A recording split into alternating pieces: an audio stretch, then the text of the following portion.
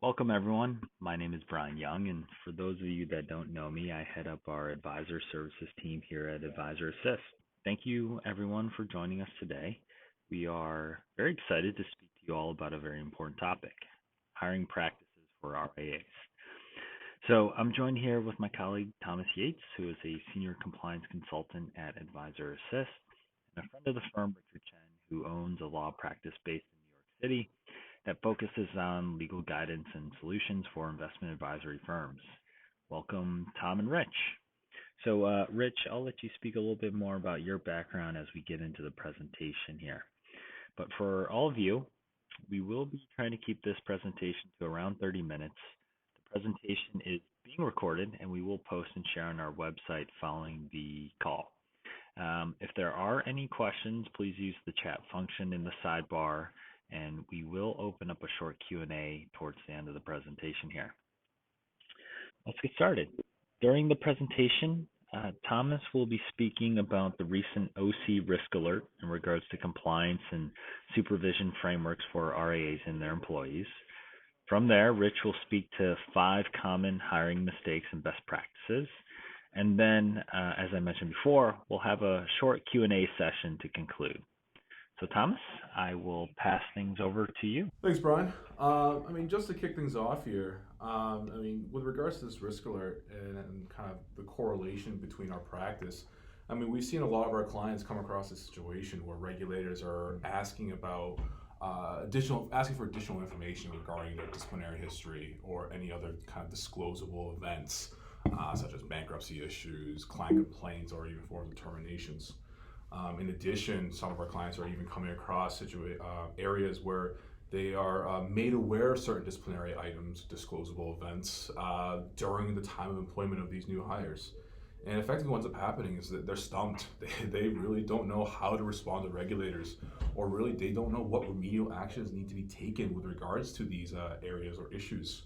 And this is simply because there's no policies or no procedures in place to collect the relevant information needed so that you can ascertain whether or not this is a good hire, or perform adequate due diligence to determine whether or not there are disclosable items that would impact not only your view on the new hire, but also what your clients would believe would view these new hires to be and how they would be effectively engaged. And what ends up happening with this is that this leads to clients being potentially misled. This leads to unwanted time with communications with regulators.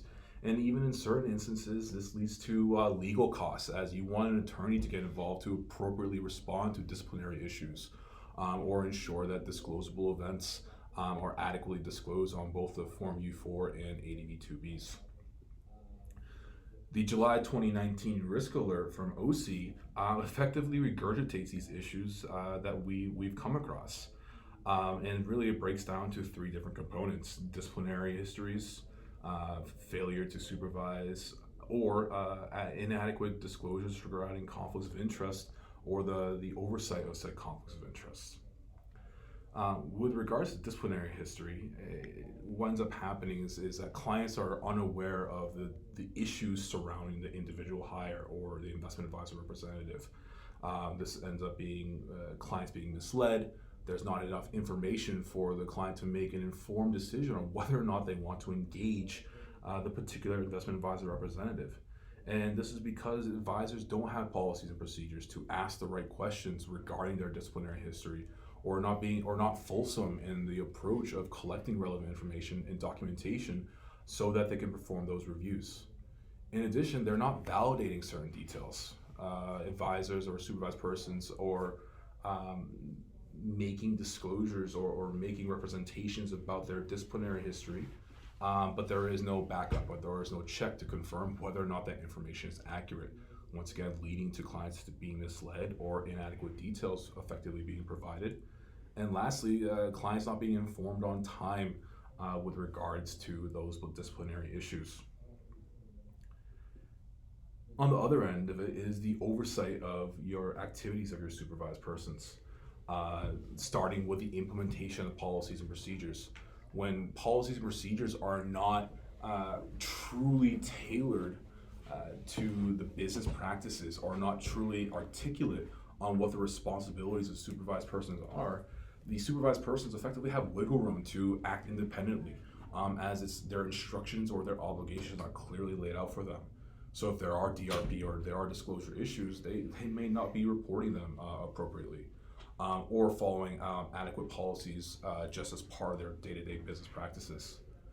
On the other end, advisors are failing to supervise the activities of these independent individuals or new hires, which means that advisors who are acting independently, you are unable to catch those mistakes or catch those issues surrounding them, especially if there was a disciplinary item with regards to that new hire.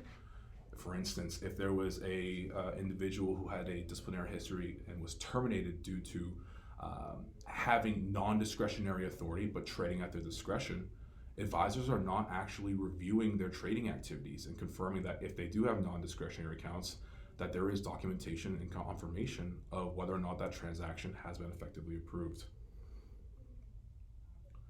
On the last side of it is regards to conflicts of interest, and this is regards to the actual relationships that they're having with these clients. Certain supervised persons or new hires have loans that they've received from third parties or have certain other economic benefits that they may receive, which would incentivize to make certain investment decisions which may be skewed in a certain direction, creating a conflict of interest. And to that end, if the client is not informed about these conflicts, then of course clearly the client's interests might not be met. And without adequate policy procedures to oversee those activities, then you might be failing to actually identify these conflicts and truly act upon them. Lastly, with regards to conflicts and supervision is truly identifying your hire and the scope of services that they've been engaged for. You too want to ensure that whatever they've promised, whatever is in the agreement between the supervised person and the client, truly is being followed, and there's documentation to substantiate that the engagement is going accordingly as agreed upon. Effectively, the OC has put in 3 different steps to help improve your hiring practices. 1, create hiring policies and procedures that's specific to your business so that you are collecting the relevant information to help you ascertain whether or not this is a good hire, whether or not the disciplinary issues are material and would impact the image of the firm from a cultural standpoint, but also your client's view of you as well. And that you're taking the adequate steps to validate the information so that you're confident that the documentation that you have, the information you've collected, can substantiate the fact that this is in fact ends up being a good hire. Second step is ensuring that you perform due diligence outside of the general questionnaire that you have with your clients, or the general with your hires, or the general conversations that you have with your hires. And this can simply be easy as looking them up on Google, going on social media, going on government sites and seeing if there are arrest records or if there are court cases against those individuals. All of this information is free. So really no advisors have an excuse with information that is available to the public. The other due diligence, of course, is collecting Form U5 information and any other relevant documentation from legal or any other third party to help you, once again, perform a fulsome scoped review of your potential hire. Once you effectively hire them and it is determined that even if they do have a disciplinary issue and it is material on with regards to a client complaint, with regards to a bankruptcy issue, or failure to follow policy and procedures, then you want to ensure that you instill what's called heightened supervision, that you are adamant on your oversight of the activities of this hired individual. And this, for if they have bankruptcy issues, that you are ensuring that they're paying off their liens and you're getting written attestations or confirmations that the liens are being paid off. If it's failure to follow policies and procedures, we'll perform monthly reviews individually with them to ensure that they're following the policies and procedures as they've agreed upon and attested to. And if it's with regards to client complaints, review their emails, review the interactions on a more frequent basis so that you have confidence that the continued relationship with those clients, that there are effectively no issues. To that end, of course, always make sure that you're reviewing your practices and making sure that they're up to date so that it is effective in identifying these issues with these hires and oversight of these hires as well. And I'll pass it off to Richard here with regards to those common mistakes that have truly happened with these new hires. As Brian mentioned, I own my own law firm practice, Richard L. Chen, PLLC, which provides both corporate and regulatory services to RIAs, including wealth managers, hedge funds, and private equity fund sponsors. Wanted to focus on some common hiring mistakes that we see that lead not only to regulatory issues, but potential other legal issues that cause problems. The first of these is that employers may fail to investigate the criminal or disciplinary histories of employees that are required to be disclosed on Form ADV. Now, Form ADV requires disclosure of disciplinary issues in two specific places. In Item 11 of Part 1, you're required to disclose a wide range of criminal charges, pleas, or convictions as it relates to felonies or misdemeanors, as well as regulatory actions from the SEC, CFTC, or other government regulators. Part 2, the disclosure brochure requires disclosure in Item 9 with respect to any disciplinary events affecting management persons that impact a client's view of the integrity of the investment advisory firm. Management persons are typically officers as well as those who are responsible for making rendering investment advice for the advisor. Now, the reason that the SEC is concerned is, as Thomas mentioned, is because they want clients to be aware of the backgrounds of employees of advisory firms with which they choose to work. So disclosure is required. However, disclosure also comes with certain consequences. As Thomas pointed out, the SEC has been focusing on this area, and although they have not specifically said it can be implied basically that they look to Form ADV when they want to find firms to examine, and we believe that this is one of those areas that is very likely to trigger additional scrutiny, even a request for an examination from the SEC. So it bears in mind that it's important to have that information about an employee's criminal or disciplinary history in order to determine whether to hire them in light of those disclosure and examination risk issues. The second is the employers may not fully and adequately review potential hires to determine whether or not they've been involved in criminal disciplinary events that are considered disciplinary events under Rule 506 under Regulation D. Now, this is particularly important to those employers who sponsor private funds like hedge funds, private equity funds, or venture capital funds, because most private funds rely on Rule 506 under Regulation D in order to offer securities in a private placement offering so that they don't have to provide the disclosures that are typically required in a public offering. Among other things, Rule 506 requires that, for the most part, investors be accredited in order to invest, but one of the provisions also says that if you have an employee who is a bad actor, the firm very well will be prohibited from relying on Rule 506 under Regulation D with respect to its offering, which is a very significant negative consequence for those firms that are continuing to offer securities. So, among other things, it's important for advisors to review the background, criminal and disciplinary potential hires, both with respect to those that work for the hedge fund as well as the investment manager. And those will include directors, officers, executive officers, and other officers that are also involved in the offering. And that participation element isn't that strong. So a lot of officers will be implicated in that. And so because of that consequence with respect to the reliance on Rule 506, it's important to do that background check. There is an option for advisors who were not able to uncover the disciplinary events of an employee. However, the SEC, in order to allow for firms to rely on this, requires that a firm have conducted a factual inquiry to determine whether or not an employee was a bad actor. And so therefore, on that exemption and be able to rely on Rule 506. The next common mistake we see is that advisors don't adequately review the political contributions of potential hires. This is particularly relevant for those firms that work with government entity clients like pension funds, retirement funds that are sponsored by states and localities. Rule 506,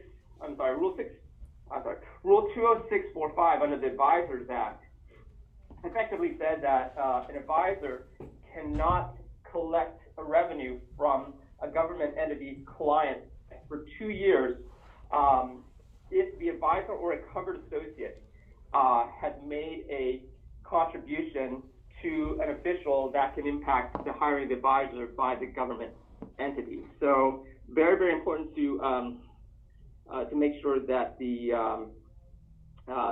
that due diligence is conducted with respect to those political contributions. And in fact, the reason that the SEC imposes a restriction for employees, even with respect to contributions made prior to hires, because they don't want firms to circumvent the rule by having prospective employees make the contributions before the advisor is hired. Covered associates. So basically, covered associates are effectively a firm's officers, directors, and those that are also involved in soliciting government entity clients on behalf of an advisor, as well as any other persons who are responsible for supervising them. So basically, that is a large number of advisory folks, employees at a firm. Government entities, as we said before, are pension plans or government retirement plans that are clients of the investment advisory firm. So that's important. However, sometimes it may be difficult to determine whether or not a client is government entity. So it's important to sort of evaluate that definition carefully. The last definition is a government official, and these are officials, candidates or elected officials at the state and local level, as well as any state or local officials who are applying for federal office. It does not cover federal elected officials, but it's important to understand that that any of those officials that are responsible for, have influence over, or can direct the hiring of an investment advisory firm are considered government officials. And the reason that the SEC is concerned about this is because of potential bribery and pay-to-play type issues that have arisen in the past. So there are also, we also often see mistakes with respect to the failure of a firm to look at whether or not a potential hire has post-employment restrictions from a prior employer. These are critical because they could potentially lead to lawsuits from the previous employer. And so it's very, very important to make sure to get a hold of any of these agreements to evaluate what restrictions a potential hire will have when they come on board. Among other things, they may have restrictions with respect to confidentiality, which could include not being able to disclose information about the prior employer's client list or investment strategies or operational processes, prohibition on using trade secrets from the prior employer, which could also cover the above areas, as well as non-competition covenants that say I won't compete with you in the same business for a period of time, as well as non-solicitation provisions, which prevent the solicitation of clients and or employees by the potential hire. Now, these are governed oftentimes by state laws, but oftentimes they are enforced if they are deemed to be reasonable in scope and duration and geography. So it's important to make sure to understand these restrictions and whether or not they would be enforceable if you are able to determine what information they can and cannot share with you as the advisor. The next common mistake is the failure to look at outside business activities, as Thomas mentioned earlier. It's important to disclose for an advisor to understand these, both in order to make sure that they are properly disclosed to clients and to manage any conflicts of interest that may occur if an employee has an outside business activity that creates a conflict of interest. For instance, if an employee has or a prospective hire has a business that they own that may or may not do business with clients or with the advisory firm, it's important for both the firm and the clients to understand that. As Thomas mentioned, internet searches are an easy and a cost-effective way of doing research, whether it's through Google or other database searches, some of which are free, many are free. However, you want to be careful about privacy regulations, which are increasingly becoming important in evaluating what information you can and cannot sort of review. You can also look to criminal and credit reports that are provided by consumer reporting agencies.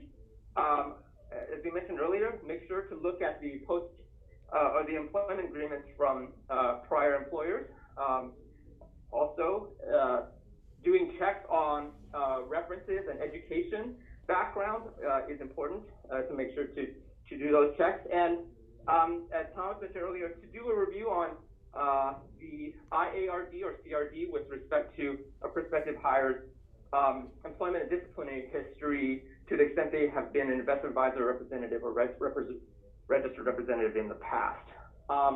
Common mistakes that you can make. There are a host of federal, state, and local laws that can be impacted when you do background searches on prospective hires. So this won't speak to those specific regulations, but hopefully it'll highlight some of the risks that you need to think about and to consult counsel with in order to evaluate whether or not you may run into these issues and how to navigate them.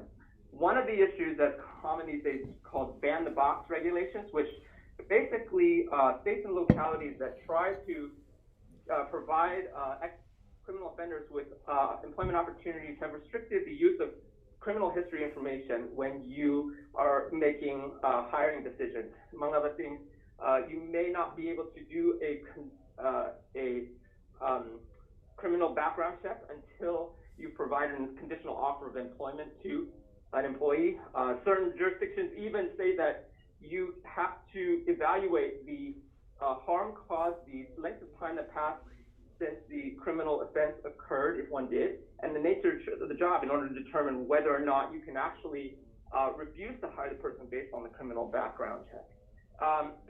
The next set of issues involve the Fair Credit Reporting Act, which basically says that if you obtain a criminal or credit report from a reporting agency, you are required to follow certain conditions, including notifying the prospective hire of the potential use of that information, as well as getting consent.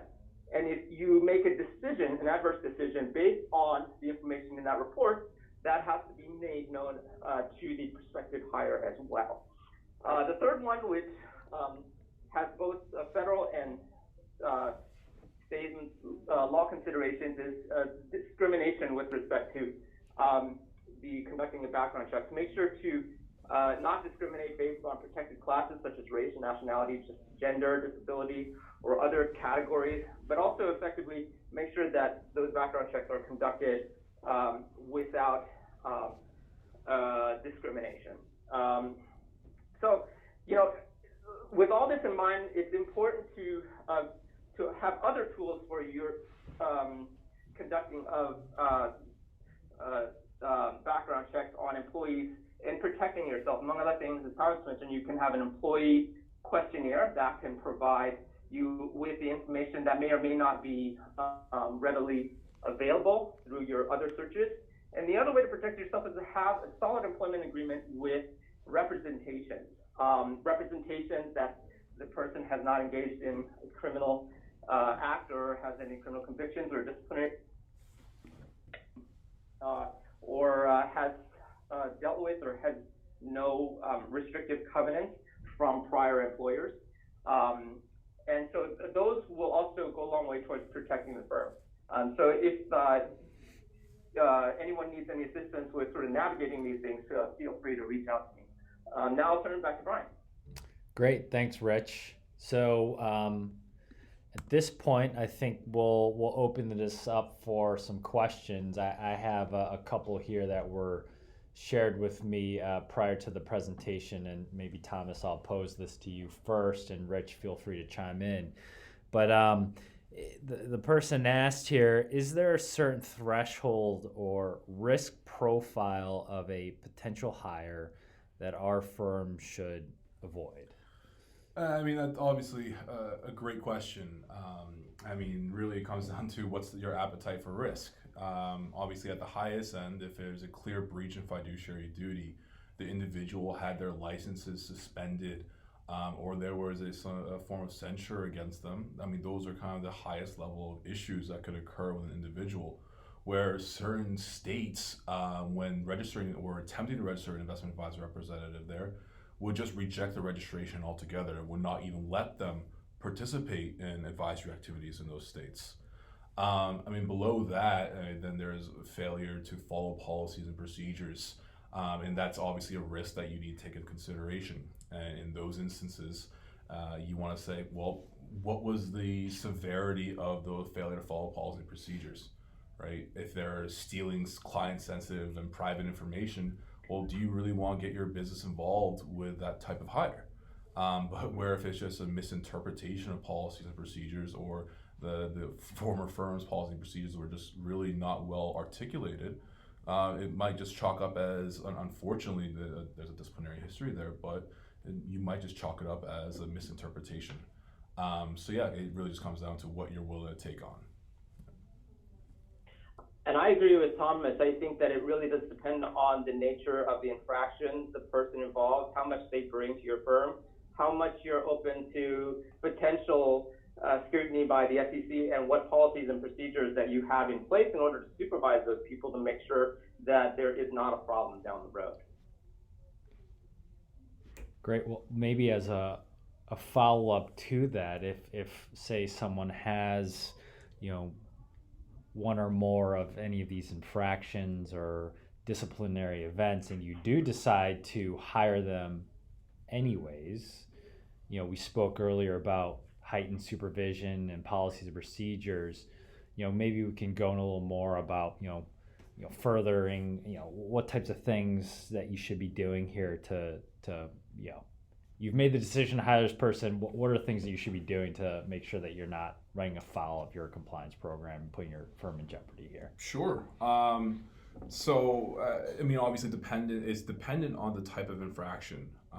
So let's just do a basic example, and that this is just failure to follow policy and procedures as it pertains to trading policies, right? Well, then you'd want us to tailor the heightened supervision surrounding their trading practices, whether it's getting pre-approval by a superior or a CCO prior to transactions, or that you have a weekly, monthly review of all transaction activities with regards to that activity. In addition, what I would also suggest is getting additional training in place. Not only training internally with regards to the trading practice of the advisor, but also maybe training outside of the advisor, getting a third party to really ingrain adequate training practices for the particular hire there. Yeah, I agree. I think that you really want to tailor it around the specific function that the person is performing. It's a system of checks and balances. I think that often makes sense, making sure that their work is checked, and that there's no sense that there are any red flags. Great. Well, actually, a question came in here, and maybe I'll pose this to you, Rich. David asked, what about jurisdictions which don't allow you to ask about arrests during interviews? Not sure if you are ever stopped from asking about convictions. Any thoughts there? Well, I think you can be asked about you can't be prohibited from asking about convictions. It really does depend on the specific jurisdiction that you're dealing with, but a number of them will prohibit you from asking about convictions. It could potentially be arrest as well. It really does depend on the jurisdiction. California is particularly strict with respect to what types of information you can ask for prior to providing a conditional offer of employment. So you have to look at the laws of the specific jurisdiction. So if there's sort of extra help needed in that, feel free to reach out. And I think to add to Richard's point there, I mean, once of course you come into that point of hire, I mean, then you have the opportunity to follow up and ask those relevant questions, right? And then depending on how your employment contract is effectively set up, right? If there are instances where the criminal activity would not allow you to be registered as investment advisor representative, well, that would, and Richard, please correct me if I'm wrong, that would effectively terminate their ability to conduct advisory services. So that, given that limitation, it would be really hard to carry forward that relationship. Definitely agree with that. I mean, I think that would be sort of the basis for making that decision not to hire the person, which is hard to argue with. That being said, these ban-the-box laws are continuing to evolve, and so important to make sure to have a very reasoned and careful decision, right, with respect to how employees or prospective hires are, whether they are hired or not. Great. So David just followed up here. He was worried more about administrative personnel, but I think... Oh, sure. And that does make a difference, at least with respect to disclosures. I don't think that most ban-the-box laws restricted based on type of job that you're hiring for, but it does make a difference if you decide to hire those folks with respect to your disclosures, because those disclosures typically wouldn't be on your Form ADV, right? So that could be one less thing to deal with. But I don't think that ban-the-box laws, and they do, again, as I say, vary by jurisdiction, but I don't think they specifically focus on whether the restriction applies regardless, based on what position you're hiring for. Got it. Okay, great. Anyone else on the line here have any questions? Feel free to hit the chat. Otherwise, that's all we had on our end. So again, feel free. I've included Rich's contact info here on this last slide. Feel free to reach out to him directly or the team here at AdvisorAssist. Like I mentioned before, we recorded the webinar, and we will share the presentation materials as well to everyone. And if no one has any questions, we will end the presentation here. I wanted to say thank you so much, Brian and Thomas, for allowing me to join you guys today. Yeah, appreciate you being on, Rich, and sharing your knowledge, and thanks, Thomas, as well. And to everyone that joined, thank you, and we will all speak to you soon.